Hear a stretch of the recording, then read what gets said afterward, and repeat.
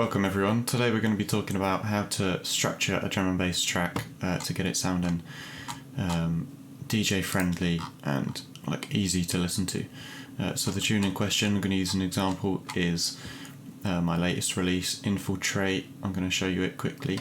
If you like what you can, if you like what you hear, you can listen to it. Link is in the bio and the description. But yeah, this is the tune in question.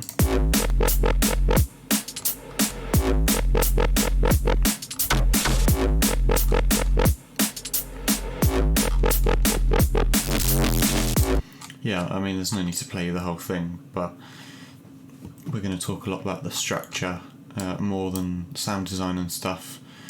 So first things first, if we hop over into Record Box, I've got this tune loaded up in there.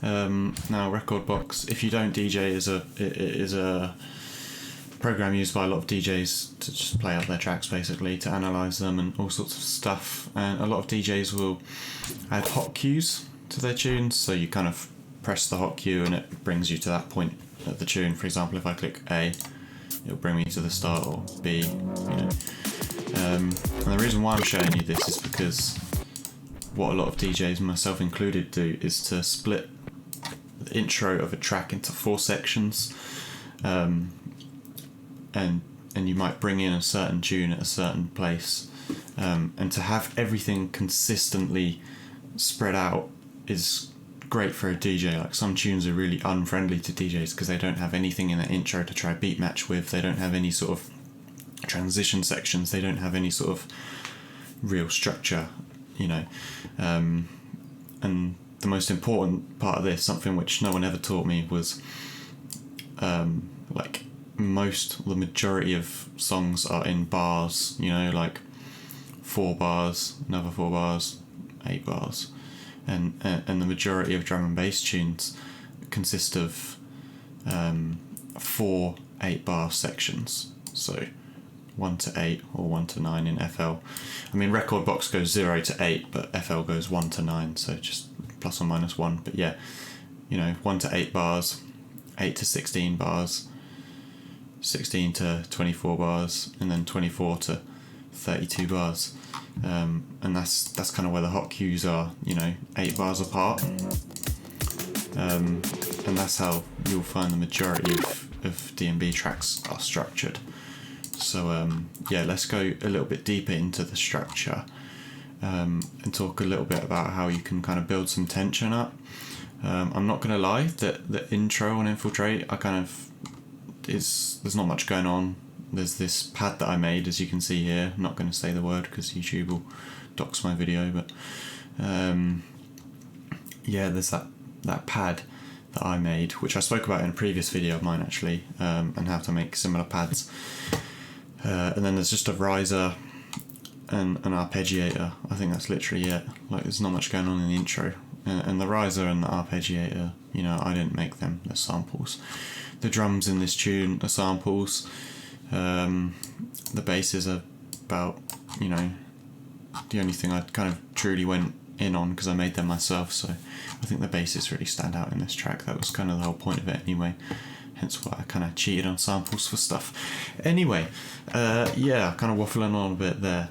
So, as I mentioned about being DJ friendly, one of those things is to have something going on that the DJ can beat match with. It doesn't have to be a snare, but it can be anything, even like a little percussive element, or a synth hit or something every 4 bars or something. Now, in the case of Infiltrate, I did that using this little percussion.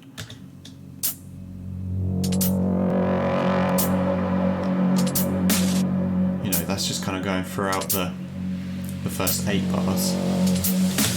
And then as we move into the next 8 bars, we bring in some more percussion, as we see here with this other hat loop.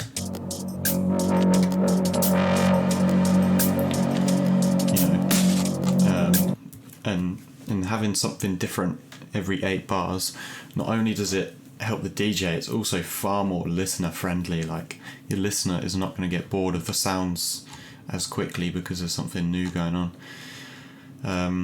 And another point to mention as well, specifically to help with DJing transitions, it's all well and good having the two different percussive elements there, but it's kind of hard to keep track of where you are all the time as a DJ. So if you're hearing a riser like that in between the two percussive elements, then you know for a fact that after the riser that's most likely going to be the next sort of 8 bar or 4 bar or whatever section. So to have that little riser in between the two, like that, again, one, it makes it more DJ friendly, and two, more listenable, because it's kind of building up a bit of tension. It's telling you that something's coming. And this pad itself kind of does a lot of that in the way that it kind of opens up and then kind of closes on the 4. So it kind of opens and closes every 4 bars almost. Sort of, not perfectly, but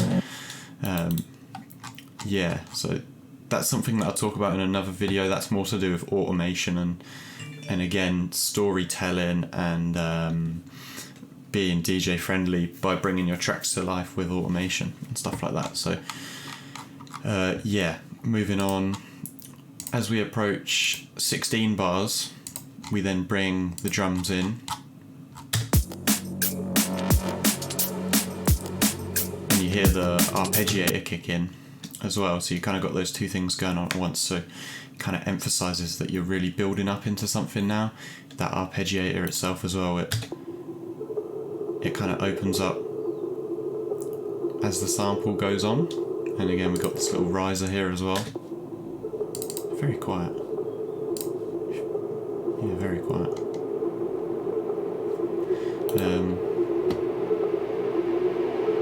Yeah, it starts to come in more here really, the riser. In the last 8 bars. Yeah, you can kind of hear how the tension builds in the arp from there to there, if you take the riser. And again, that helps the DJ kind of understand where they are, what's coming next. So yeah, we kind of have that for the next 8 bars, that arpeggiator and the drums building up.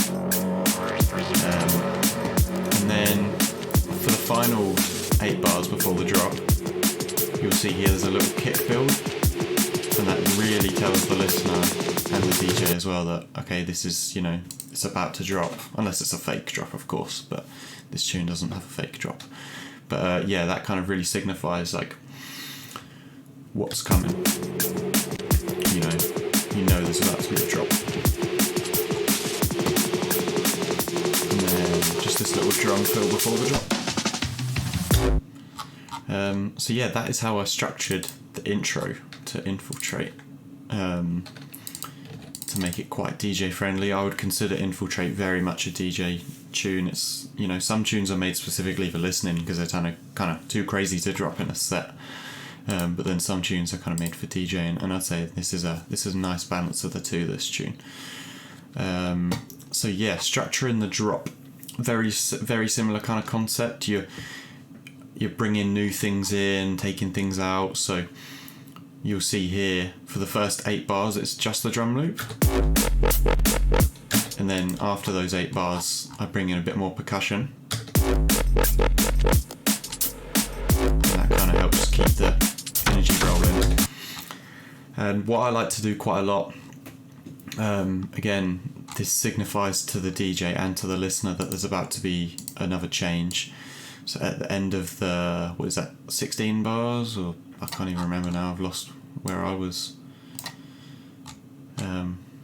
Yeah, at the end of the 16 bars, there's just a big sort of re-space kind of rising and filtering up, and that kind of transitions into the next section. And I've helped that effect kind of be more prominent by using a bit of reverb automation as well. So it kind of, fucking hell, hit my microphone there. It kind of sucks the listener into like a void of space almost, before kind of throwing them back into the next drop,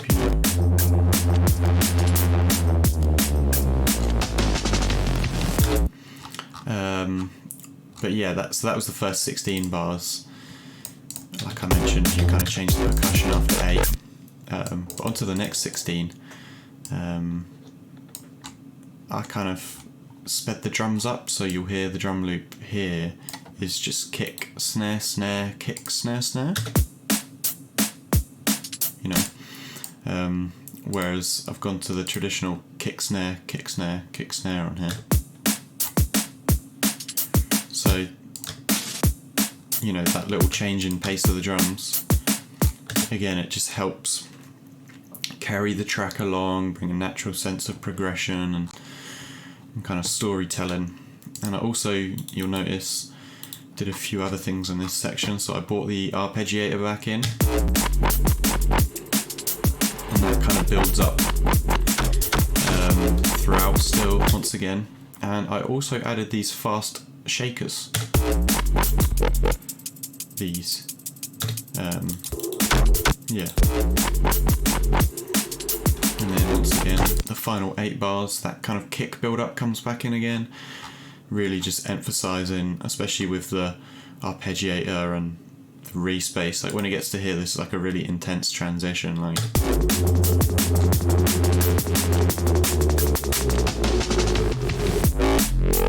You know. And again, important to mention, I've got these little risers going kind of every 8 bars or every 4 bars, although there just isn't one here for some reason. I didn't do it in the first 4 bars. I guess it didn't need it. But yeah, so that's kind of how you, or how I at least, would structure the drop to kind of transition it between sections. Another thing worth mentioning as well, you'll hear the difference in variation on the bass between the 2 sections. So you get that, like. So again, that's another way to kind of keep the listener interested, and I've done that with just by automating, I think, probably the FM or the sync or the wavetable position or something or other. Yeah, I think it was the sync or something, I don't know.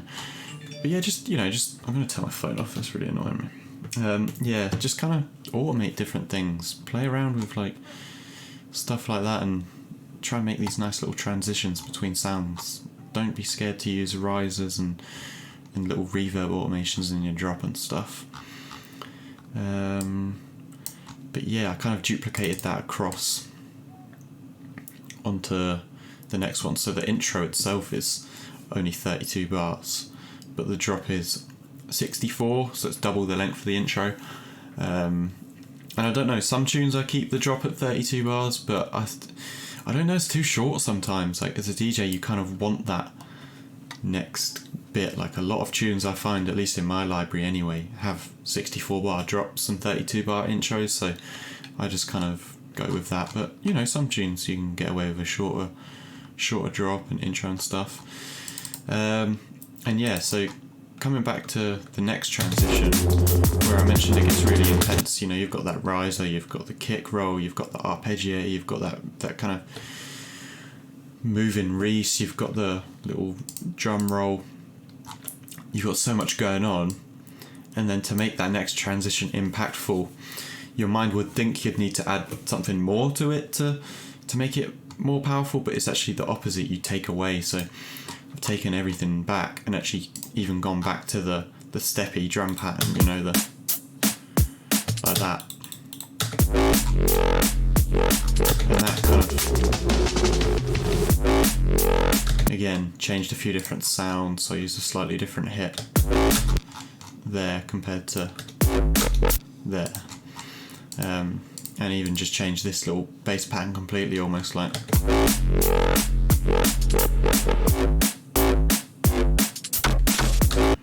And again, you'll notice the kind of placements of these bass sounds are designed to help carry it on along, you know, like this little end bit is at the end of every 2 bars, and this bit as well. Hold up, so you got this bit, and then at the end of every 2 bars, or is it 4 bars? Yeah, my bad, every 4 bars. that creates like a little turnaround in the beat almost, and so does the little drum hit in this drum loop, the weird little, like that. So yeah, try have these little turnarounds which signify that the next kind of phrase is coming. And again, doing this lets you include a lot of call and response, because it goes, you know, call, and then response,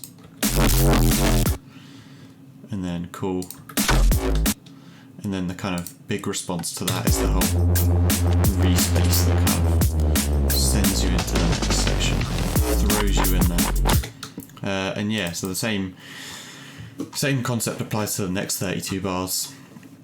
The first 16 is the steppy drum pattern, and then after 8 we bring the percussion in, and then for the final 16 of the drop, this is kind of probably the most like intense section of it all before it resolves into the next breakdown, because you've got the quick drums again, you've got the quick shakers, you've got the kind of more ingrained bass pattern.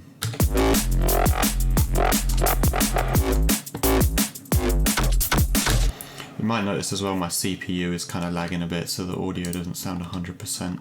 I just noticed there's tons of latency on there. And again, yeah, just building up to the next section, which is the transition section. Yeah, into the kind of breakdown. And you'll hear there, I actually left the reverb automation on that bass, so it kind of throws the reverb into the breakdown. It's almost like you're crash landed into it. Oh.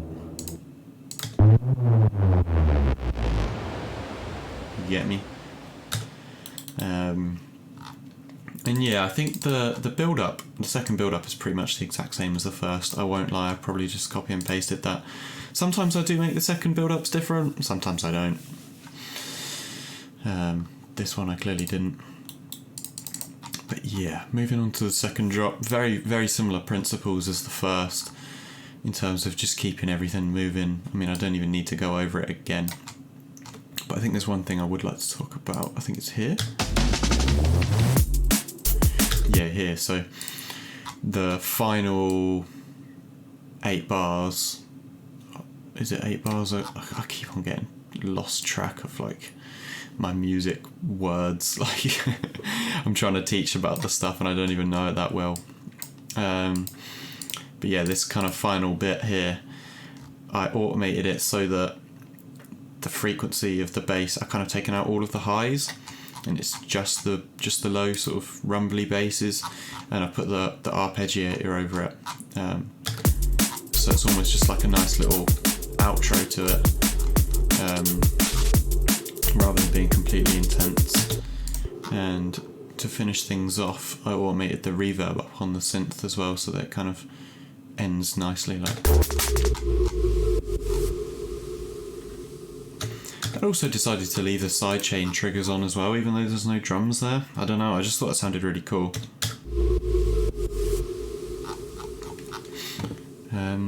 But yeah, that's kind of all there really is to talk about it, or at least in terms of this track. When it comes to the structure, like, it's a very consistent structure. You know, you've got rises every 4 bars, you've got the kind of changes every 8, and it's just little details like that, and especially little turnarounds as well to kind of signal changes into the next transition, like drum fills. Just little things like that kind of helps keep your track more listenable and DJ friendly. But yeah, I think I'm going to end the video there, to be honest. There's not really much more I can talk about. Hopefully you learned something though about structure. I mean, when I learned about the fact that most DNB tunes are 32 bars, my mind kind of blew. Like, it was such a basic thing that I just didn't know about for so long, and it really held me back in terms of the structure of my songs. So I was very grateful when I learnt that, and hopefully you've learnt something from this today as well. If you like Infiltrate, you can stream it. It's on all platforms, and it's also a free download on SoundCloud if you're a DJ as well. and obviously, as you've seen, it's very DJ friendly, so go download it, go listen, go stream it, go tell your friends, play it to your grandma if she can handle the bass, and I'll see you in the next video. Take care.